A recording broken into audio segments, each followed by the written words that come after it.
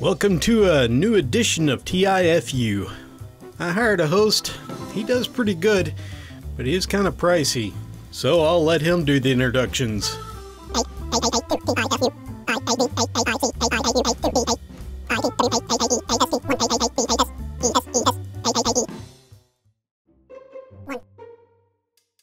This happened on Christmas Eve. I traveled to a coastal town after convincing my boss that I can do my job remotely.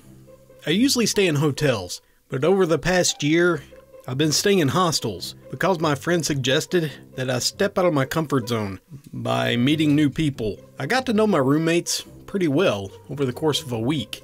We were all having a few beers. Then someone started to roll a joint. Now, I don't even smoke cigarettes, but I was all in for new experiences, and I did want to know what weed feels like. 2 rounds later, my neighbor shows me that I'm doing it wrong, and that I had to do it this way. Then she proceeded to do a deep inhale 3 times. So when she passed it around again, I did as she told me. Then suddenly, I could see the world in 4D. The Christmas lights, they seemed to have a life of their own. They were so vivid. Then I started laughing. My laughs were slow at first, then they came in waves. 5 minutes later, I just didn't know why I was laughing like a man who lost his marbles. At some point, I thought to myself, damn, if this is what it feels like, I'm gonna start scoring this stuff. That's when tragedy struck. My thought processes went like this. Wow, I can't move. Then I started panicking. Then I thought, well, I can't stay here all night. So I calmed down. But what about my contacts? I started panicking. I can remove them and throw them away. So I proceeded to remove them and throw them away. Then I calmed down. Oh, I can't see. Then I started panicking again. Okay, my glasses are in the room. Let me go get them. So I calmed down again. I go up and go to my room. It seems like an eternity. My glasses were on the top bunk. I tried to climb it, but I fell down unconscious. At some point, someone came in and saw me on the floor, and they carried me to the bed. They tried to loosen up my pants, but I woke up, and I was thinking that someone was trying to molest me. They assured me that they were only trying to get me in bed, and left me in the dark. In the dark, I could hear my heart beating faster. Then a drum solo. I thought I was gonna die. The blurry events from the past were flashing past my brain. I was trying to remember the faces of my family, but I couldn't. At some point, I slept it off, and I woke up. Thankfully, a normal person. That would be the last time I tried that. I googled it in the morning, and I read that too much THC can induce a panic attack. I assume that's what happened to me.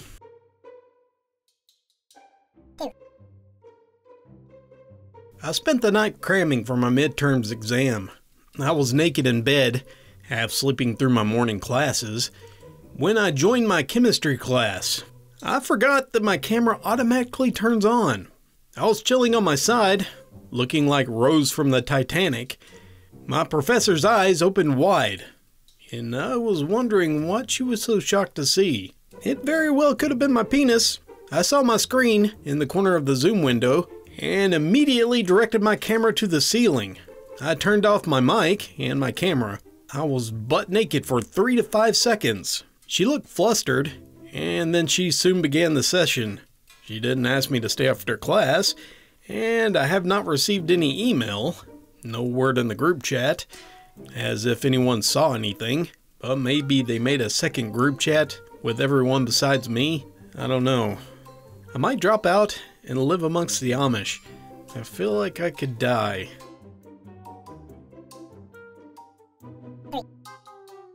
I was getting ready for a Friendsgiving in my new house with my girlfriend. We bought it together.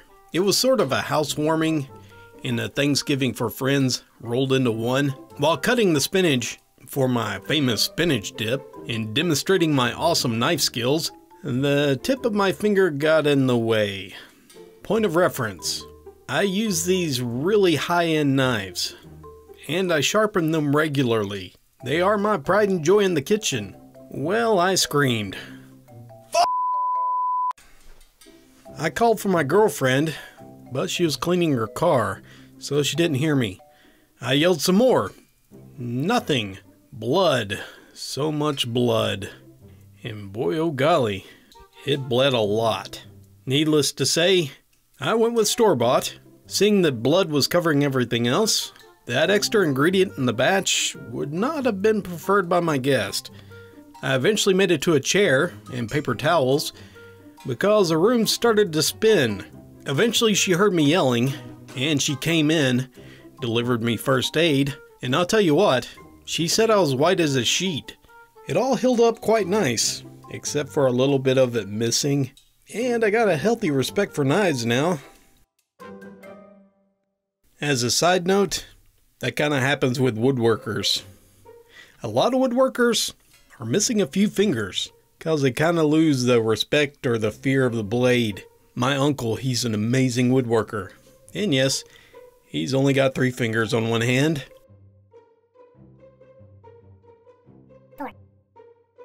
My boyfriend and I were on a family trip to Florida. We had been together for 5 years at this point. It was New Year's Eve. I was getting ready for bed around 10 p.m. So I'm in bed and my boyfriend is being weird. He's got champagne glasses with fruit and insists that I come out to the balcony and enjoy the view and do some people watching. Fine, okay, weirdo. We're on the balcony and he's fiddling in his pocket. He eventually gets down on one knee and proposes. I was super excited. That ring was gorgeous. I was thrilled. I pulled it out of the box immediately, and I knew without trying it on that the band was too small. I decided I didn't care. I'm not letting a slightly too small ring get in the way of my newfound engagement. I'm getting engaged, god dang it. I turn around and squeeze it on my finger so they didn't notice. I didn't want him to be upset that he got the wrong size band, so I get it on. It is really tight. But hey, it's on. We celebrate and eventually go to bed. I'm lying in bed and I start to feel a little panic as I'm realizing that this ring will not budge. I can't get it off. I'm slightly claustrophobic, so the idea of having something physically stuck to my body and not being able to remove it is not very calming. My finger isn't swollen and it fits around my finger fine, but it will not pass my knuckle, so I can't remove it. I head to the bathroom quietly while my fiance is sleeping, and I try to use soap as a lubricant. I literally tried everything that was slightly slimy as a lubricant. I believe I even tried butter. I googled how to get a ring off that was too small, and I find some YouTube video where someone wraps some string around the ring and your finger, and the ring pops off. The more I try, the more I notice the increased discomfort. It starts to get raw, and it's starting to get a little bit discolored and swollen. By the end of my tries, my finger is officially purple and bleeding. Well, that means I'm going to the hospital. Well, I sneak back to the bedroom, I get dressed in the dark, and I try not to wake up my husband-to-be, who is blissfully unaware of my throbbing purple finger. I figured I could drive myself to the hospital, get it off, then the hubby will be blissfully unaware of the entire issue. I step out into the hallway of our Airbnb, and then I realize, what if they have to cut it off? I have to come back to my fiancé with a mangled ring and somehow explain to him why it happened. Nope, that's not gonna go well. If it's gonna get cut off, he needs to be a witness to my pain. So I go back and wake him up, and I explain the situation. He's sleepy and confused, but he agrees that we should go. We then end up in the ER at 1 a.m. on New Year's Eve. The ER is full. It's New Year's Eve in Florida, so people do tons of dumb shit. There is crying and moaning throughout the ER, presumably from drunken fireworks mishaps, though no one apparently had been as stupid as I had been. The doctor tried everything to get it off, but he could not get it off. They complimented me on my pain threshold and asked if my fiance was impressed. Not a big shock that he was not. He was visibly dying inside as he watched the doctors try to pry off a very expensive ring that he just bought me. Probably the most expensive thing that he's ever purchased. He's sitting in the corner of the hospital room with his face in his hands. I'm trying to be optimistic, saying that one day it'll be a funny story. He doesn't find it very funny. The doctors have to break out the wire cutters. They cut the band off my finger. Oh, so sweet relief, that thing off my finger. My fiance is officially dead inside. We drive home around 3 a.m.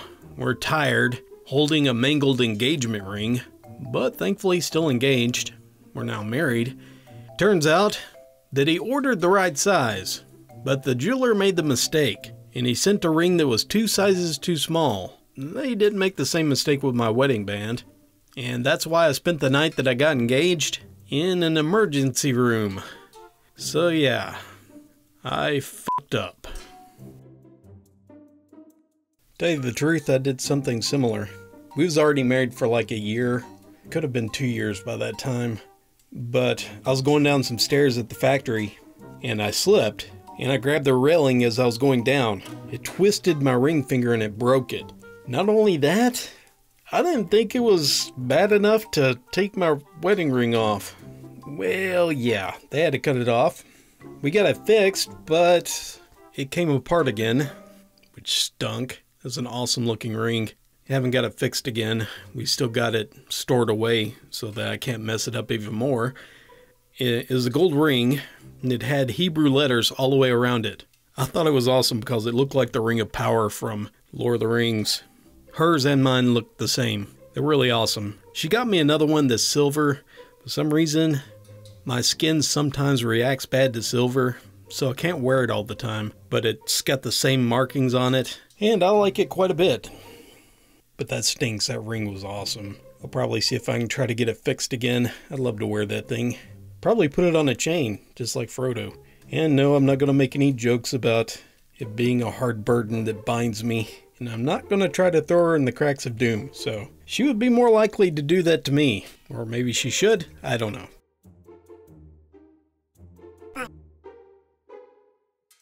I'm a financial planner. I've been working from home. That's when I called one insurance company. That way I can get some stuff done. Well, I was put through, and a young lady had taken my call. She asked if she can put me on hold, so that she can retrieve the records that I requested. I agreed, and I was placed on hold. Well, about 2 minutes in, my wife walks by behind me, and as an impromptu prank, I said into the phone like I was talking to somebody else, "Are you wearing any panties?" Unbeknownst to me, the young lady came back on the line, and all I heard was, "Excuse me? Oh my fucking God." In a panic, I hung up the phone, and I was cringing at what I just did, and I thought it would not be 10 minutes before this got around the office, and that I'm known as the vulgar, variable annuity guy. Well, it took 30 minutes when the VP of sales messaged me and said one word, "Pervert," followed by a phone call where he couldn't speak without laughing. Well, the incident went viral, and the VP told me that the girl knew that I was goofing off and wasn't offended.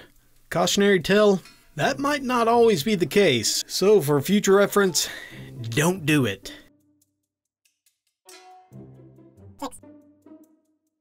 So this happened around 1 o'clock in the morning, and I'm still dealing with the aftermath.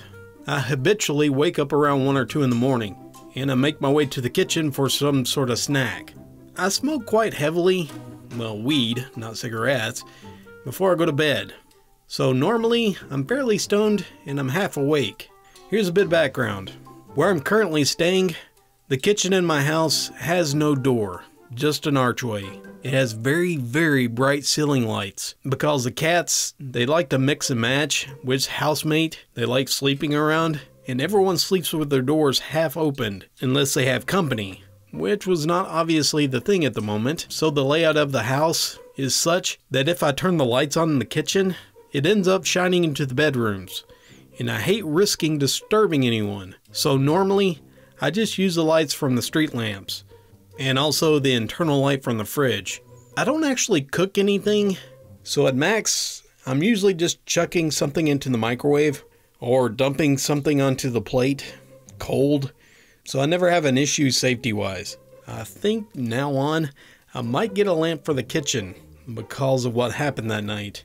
I went downstairs. I found some cheese in the refrigerator, which was my favorite, and I cut off a bit. I decided it was a bit too strong by itself, and this is where I messed up. I had bought some corned beef around the same time that I bought the cheese, but I finished the corned beef a few days ago.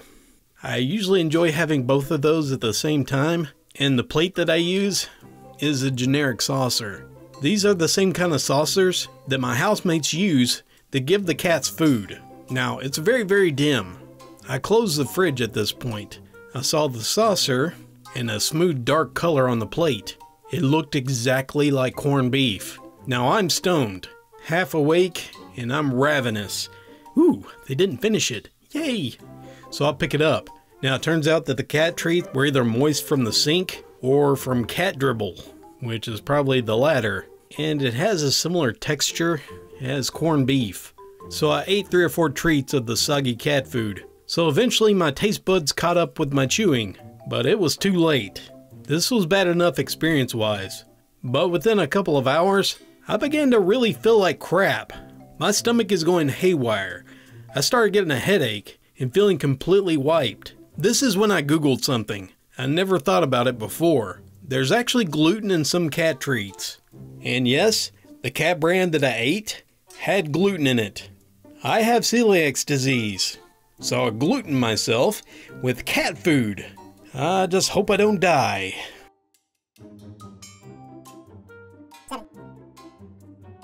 Several weeks ago, I had a bottle of Dr. Pepper. It was stashed away in the back of the refrigerator. The goal was to drink it with some lower-end bourbon that I had collected over the weekend. Well, that did not happen. My wife was able to find my sugary treat, and she drank it during the week. Then come Saturday night, I discovered that my stash had been taken from me. I asked her what happened, and she confessed and apologized. Well, I did not accept her apology. While driving to our local gas station, I told her that I was plotting revenge, and she wouldn't know when. I told her what I was planning. You know you're kind of sick right now, so I won't do it right now. But when you're better, I plan on tickling you in your armpit for what you did to me tonight. Fast forward exactly 1 week. I exact my revenge. I tickled relentlessly. Our 3-year-old daughter, she even got involved. It felt wonderful. Most husbands tend to let things go and just live their life with mild inconveniences. Not this time. This laugh came from the belly. Her breathing came in gasp. That got the dog barking. Then it happened. I went a bit too far. She started to puke. The puke was projectile. It got all over me, the kid, the couch, the cat, and the carpet. Well, I'm in the doghouse now. I doubt I'll ever be forgiven for this.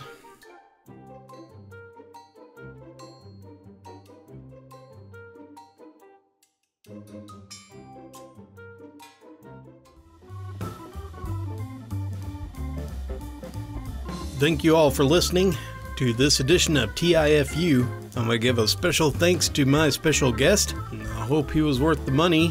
Not only that, he also wants a percentage of the revenue from this. Good Lord, I'm going to be in debt for a long time. As a matter of fact, I had a lot of fun recording this.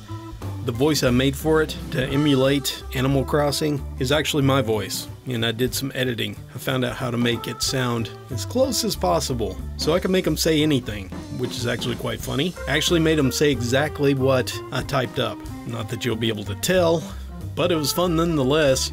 It took me quite a while to get it right. I hope you guys enjoyed. Again, thank you for listening. I'm going to give a special thanks to my patrons for your help.